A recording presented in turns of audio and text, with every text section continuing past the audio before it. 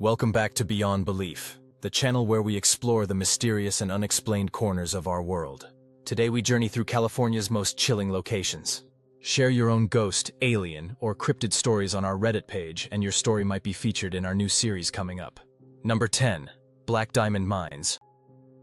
Once a bustling coal mining region in the late 1800s and early 1900s, the Black Diamond area was home to the now ghostly remnants of towns like Nortonville, Summersville, Stewartsville, West Hartley, and Judsonville. Though these towns have faded into history, memories of the people who lived and toiled there linger, especially in Rose Hill Cemetery, where many were laid to rest. Today, the 6,000-acre Black Diamond Mines Regional Preserve in Antioch is rich with ghost stories and urban legends. Among the most chilling tales are those of two women whose spirits are said to roam the area, known as the White Witches. One of these restless spirits is Sarah Norton, a midwife who cared for the townsfolk. Sarah was married to Noah Norton, the namesake of the town of Nortonville. Tragically, Sarah lost her life in a freak accident when her buggy overturned while she was on her way to assist someone in a nearby town. Sarah now rests in Rose Hill Cemetery, but according to local legend, her spirit never found peace. Sarah wasn't religious and had specifically requested no funeral, but the people of Summersville attempted to hold one for her anyway. On the day of the service, a violent storm swept through the town, forcing them to postpone. When they tried again the following day, another sudden storm struck, this time accompanied by rampaging livestock. The townspeople, taking this as a supernatural sign, abandoned their plans and took her directly to the cemetery. Ever since, Sarah's ghost has been seen wandering the gravestones, her presence a constant reminder of the town's eerie past. The other mysterious figure is simply known as Mary. Her full identity remains unclear, as several women named Mary are buried in the cemetery. However, this particular Mary was a nanny during the height of the coal mining days in the 1870s. Tragically, all the children under her care died of illness, and rumors of witchcraft began to circulate. The townspeople, convinced that Mary was responsible for their deaths through sorcery, hanged her for her supposed crimes. To this day, her spirit is said to haunt the old mines, dressed in white and floating eerily above the ground. She's often seen guarding the area where she met her tragic end. Number 9. Hollydale Sanatorium. Hollydale, originally built in the late 1800s, was designed to care for the mentally ill, disabled, and homeless. It grew rapidly, becoming so successful that it eventually housed thousands of patients, and even achieved the status of its own town before being incorporated into Downey, California in the 1950s. Later renamed Rancho Los Amigos, Hollydale was more than just a hospital. It was a self-sustaining community. The sprawling grounds included a working farm, a craftsman-style mansion for the superintendent, its own post office, a World War II Army base, and even a miniature zoo. But by the 1980s, Hollydale had fallen into disrepair and was shut down, leaving only its eerie, decaying shell behind. Across the street, the Rancho Los Amigos National Rehabilitation Center still operates, but Hollydale, now erroneously referred to as the Hollydale Mental Hospital, sits abandoned, shrouded in mystery. The dilapidated buildings tell a haunting story. In 2006, during a Marine training exercise, a chilling discovery was made. A box of mummified human legs, found in a freezer deep within the hospital. This unsettling find only added to the already notorious reputation of Hollydale, a place that is said to be haunted by more than just memories. Visitors and urban explorers report countless paranormal experiences. Many have seen the ghostly figure of a man running down the halls, screaming before vanishing into thin air. Growling, crying, and even distant laughter echo through the empty corridors, yet no one can ever pinpoint the source. Some have reported seeing a shadowy figure pushing a gurney down the hall, only to watch it disappear without a trace. And then there's the darker side. Some explorers have stumbled upon the decapitated remains of cats scattered around the property, leading to eerie speculations. Could this be the work of a soon-to-be serial killer lurking in the shadows? Number 8. Bodi Ghost Town. The town of Bodi started like many boomtowns of the 19th century with the discovery of gold. The lucky prospector responsible for this find was William Bodi, also known as Wakement or Waterman Bodi. After tirelessly searching the area for a decade, he finally struck gold in the hills surrounding what is now Bodi. In 1859, Bodi and a group of companions set up a mining camp to capitalize on the discovery. But fate took a cruel turn that same year when Bodi got lost in a blizzard while heading to nearby Monteville. His body was discovered the following spring, and his mining buddies memorialized him by naming their town after him. First Bodi, later changed to Bodi, and finally, Bodi. By the mid-1870s, Bodi had become one of California's most successful gold mining operations. But it was no place for the faint of heart. Only those brave enough to endure the rough-and-tumble residents could stake their claim. Life in Bodi was marked by wildness, gambling, opium dens, and frequent bar fights, often ending in death. The town was so notorious that throughout California, the phrase "bad man of Bodi" became popular to describe someone with an especially bad temper. But it's not just Bodi's rowdy past that has kept this ghost town alive in the public imagination. There's also the infamous Curse of Bodi. According to legend, anyone who takes an artifact from the town will be cursed with bad fortune. Over the years, park rangers have received countless letters and packages from visitors desperate to return stolen items, hoping to break the curse. Whether it's real or simply a clever way to discourage theft, the Curse of Bodi remains a powerful part of its spooky legacy. If you're enjoying this haunted tour, be sure to hit the like button and subscribe. It helps so much. We've got more haunted tales ahead, and you won't want to miss a single one. Want to share your haunted stories? Head over to our Reddit page, and your story might make it into our new series. Number 7. Camp Pendleton Area 41. Established in 1823 as an estancia, or station, Las Flores was part of the vast Spanish mission system in Alta California, roughly halfway between Mission San Luis Rey de Francia and Mission San Juan Capistrano. It was built to support the missions by providing food and other necessities. But while it played a vital role in the mission's history, Las Flores has also gained a reputation for something far more chilling: its hauntings. According to local legend, a priest was murdered on the property during the time an outpost of Mission San Luis Rey stood near the Adobe. One version of the tale claims that local Native Americans, forced into labor by the mission, were responsible for the killing. Whether fact or folklore, this dark story has lingered over Las Flores, adding to the site's paranormal mystique. One of the best documented ghostly encounters comes from author Jerome Baumgartner in his book Rancho Santa Margarita Remembered. Baumgartner, who was the great-grandson of co-owner Richard O'Neill in the late 1800s, recounts a chilling family story. Two women staying at the Adobe reported seeing a pair of Franciscan monks standing silently in their room. Terrified, the women clung to each other, but the monks merely said, "Be calm, my children," before disappearing into thin air. Another eerie tale comes from Elena Patricia Alderete, the niece of Ruth McGee, whose family leased the property from 1888 to 1967.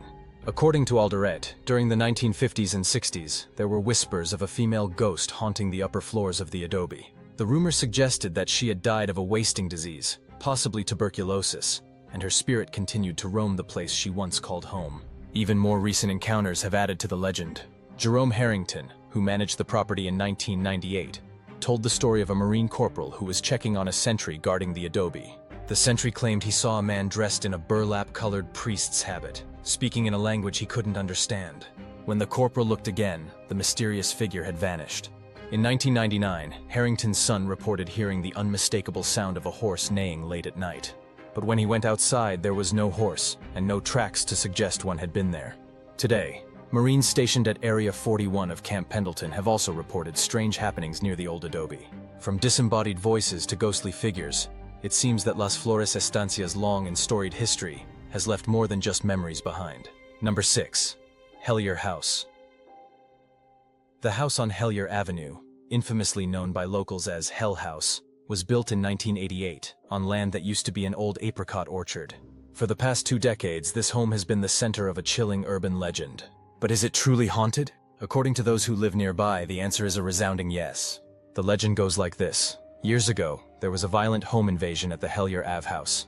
The daughter of the family was brutally assaulted and killed, along with her parents. To cover their tracks, the intruders staged her death as a suicide, hanging her body in the garage. Ever since, the spirits of the family are said to haunt the house, seeking justice for their daughter's killer. One of the house's owners reportedly called a priest to bless the house, but the blessing didn't work. In desperation, a group of monks was brought in, and they surrounded the house with 3 blessed boulders, hoping to contain the restless spirits. That's the story that has circulated for years, but the truth is much less dramatic, though no less tragic.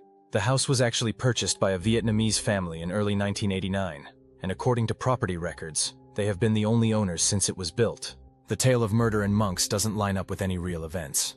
So where did this eerie urban legend come from? The origins of the story are older than the house itself. Before the land was developed, the area was a long road cutting through apricot orchards. In the late 1980s, people would race their cars along this road. One fateful night, a driver lost control at high speed and slammed into one of the apricot trees, dying on impact. The house now stands on or near the spot where the accident happened, and this tragic death is what sparked the legend of Hell House. Is the house haunted? Maybe. But if it is, the spirit haunting the Hellier Ave house might not be the family from the legend. Instead, it could be the restless soul of a young driver whose life was tragically cut short, wandering the place where he met his untimely end. Number 5. Prospector Road. Prospector's Road winds for about 3 miles through the rolling hills of Gold Country. It connects with Marshall Road at both ends, running west of it, and stretches roughly between Coloma and Garden Valley. In the 1800s, the hills surrounding Prospector's Road were teeming with gold fever. Numerous discoveries lured hopeful miners to stake their claims in the rugged terrain. But the promise of gold didn't come without danger. Many lost their lives to the treacherous conditions. Cave-ins, bandit attacks, even suicides were not uncommon for those who worked the mines in this unforgiving landscape.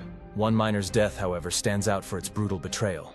After a long day of hard work, this miner drunkenly bragged in a local saloon about his gold strike, boasting of the fortune he had found in the hills. But such wealth often breeds jealousy and greed, and that night, fellow miners ambushed and murdered him for his claim. Now, his ghost is said to haunt Prospector's Road, appearing to both hikers and drivers as they wind through the area. Described as a big, tall man with a scruffy beard, wearing torn, work-worn clothes, he looks just like you'd imagine a 19th century miner to look. Yet, there's something unmistakably eerie about him. He's semi-transparent, often seen hovering above the ground, leaving no broken twigs or footprints in his wake. Those who encounter him hear a chilling whisper, "Get off my claim." It's as if, even in death, he's still trying to protect his gold from claim jumpers and thieves. Sadly, he never got the chance to finish mining his strike, and now he is rumored to be responsible for multiple accidents along the winding road. His spirit is restless, and it doesn't stop at the roadside. Residents living near Prospector's Road have also reported strange occurrences in their homes. Some have found their doors mysteriously unlocked and left wide open, with no sign of an intruder. Pets are often terrified, sensing an unseen presence, and residents have been spooked by sudden chills. Objects in their homes have moved on their own, reappearing in places where they weren't left, and items that had disappeared suddenly turn up in their original spots, as if never touched. And then there are the doors. Some doors have locked themselves, despite the fact that the keys to the locks had been lost years ago. Witnesses have also seen tall grass mysteriously parting as though someone, or something, was walking through it, despite there being no one visible at the time. Number 4. Cabrillo Bridge.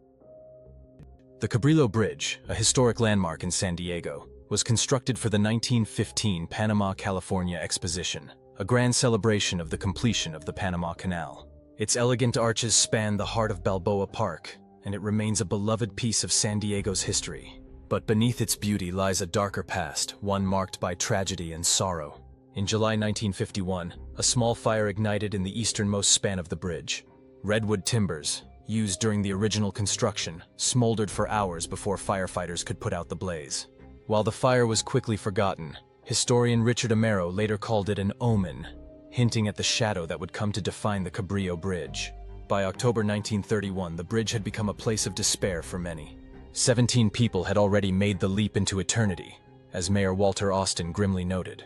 Suicide prevention measures were discussed but never implemented. In 1934, a sailor, overcome with sadness, jumped from the bridge and plunged into the man-made lagoon below. Miraculously, he survived, suffering only bruises.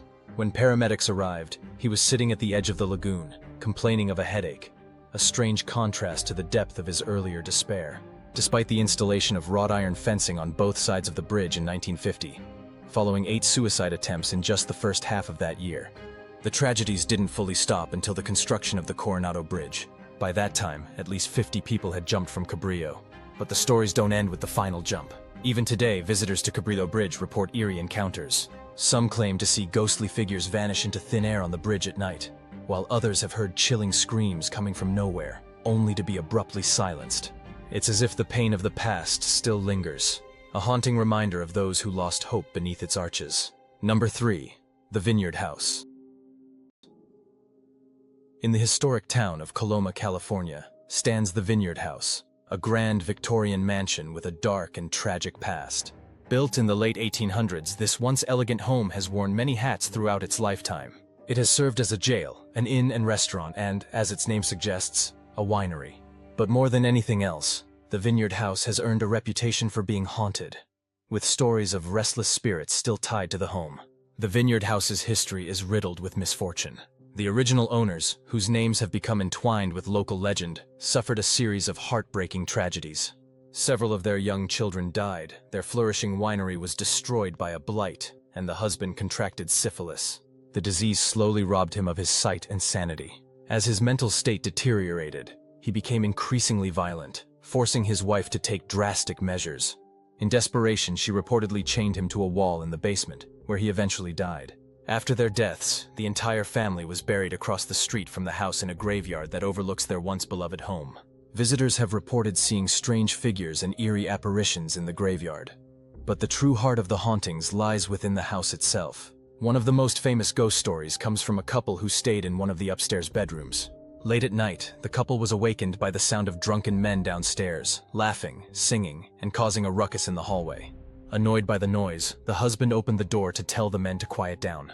But when he did, he saw 3 men dressed in Victorian clothing ascending the stairs. Before he could speak, they vanished right before his eyes. Another couple, spooked by an unknown presence, left the inn in the dead of night, too frightened to stay. They never spoke about what had terrified them, but their abrupt departure left a lasting impression on those who heard the story. Perhaps the most unsettling tale occurred during a murder mystery party hosted at the house. A reporter attending the event was suddenly shoved down the basement stairs. As she fell, she turned to see who had pushed her, but no one was there. Number 2, Battery Point Lighthouse. Built in 1856, Battery Point Light has stood through the test of time, watching over Crescent City from its rocky perch just offshore. This historic lighthouse has weathered countless storms, and even survived the devastating 1964 tsunami that destroyed much of the city.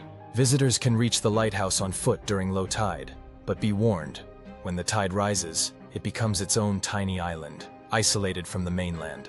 But there's something more to Battery Point Light than its picturesque views and storied history. It's long been rumored to be haunted, though no one is entirely sure by whom or why. Most agree that at least one resident spirit calls the lighthouse home, and it's known to be playful. A paranormal research group that investigated Battery Point believes the lighthouse isn't just haunted by one ghost, but by 3, a child and 2 adults. Most of the reported paranormal activity takes place during museum tours. Some visitors have reported feeling an unseen presence touch their shoulders, while others describe the eerie sensation of being watched. The caretakers of Battery Point have also experienced strange happenings over the years. Slippers have been mysteriously moved while they slept, and the rocking chair, one of the lighthouse's oldest pieces, has been seen moving back and forth on its own.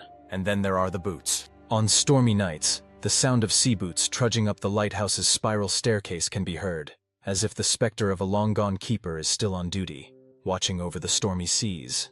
Even the lighthouse cats have acted strangely during times of heightened ghostly activity, seeming to sense the spirits before anyone else does. Number 1, Black Star Canyon. Black Star Canyon, a secluded mountain canyon nestled in the Santa Ana Mountains of Orange County, California, is a place of rugged beauty. Serving as part of the Santa Ana River watershed, it's a favorite spot for hikers and mountain bikers alike. But beyond the scenic trails and natural allure, Black Star Canyon is known for something far more chilling. It's often called the most haunted place in Southern California. The canyon's dark and bloody history is what gives it this terrifying reputation. One of the earliest tragedies dates back to 1831, when a group of American trappers helped Spanish ranchers recover stolen horses from Native Americans. The trappers, armed with rifles, tracked the stolen horses through the rough terrain until they reached a Native American camp in what is now Hidden Ranch. A brutal, one-sided battle followed as the well-armed trappers unleashed violence on the Native Americans, who only had old muskets and bows to defend themselves. Many Native Americans were killed and the survivors fled. The trappers, unscathed, returned the stolen horses to their owners. But the spirits of those who died that day are said to linger in the canyon, trapped between their land and the violence that claimed their lives. Another dark chapter in Black Star Canyon's history came in 1899, with the killing of James Gregg. After a heated argument over a pasturage bill, Gregg was shot dead by Henry and Thomas Hungerford at Hidden Ranch. The shootout left Gregg with fatal shotgun wounds, and locals believe the ghosts tied to this violent encounter still roam the area, reliving the event over and over again. Then there's the tragic tale of the school bus. Local legend tells of a horrific accident in the 1970s, when a group of school children on a field trip mysteriously crashed into a riverbed. The driver, the teacher, and all the children aboard perished. Hikers report seeing strange lights where the bus once lay, lights that flicker from the bus, despite the fact that it hasn't had bulbs in years. The paranormal activity in Black Star Canyon doesn't stop there.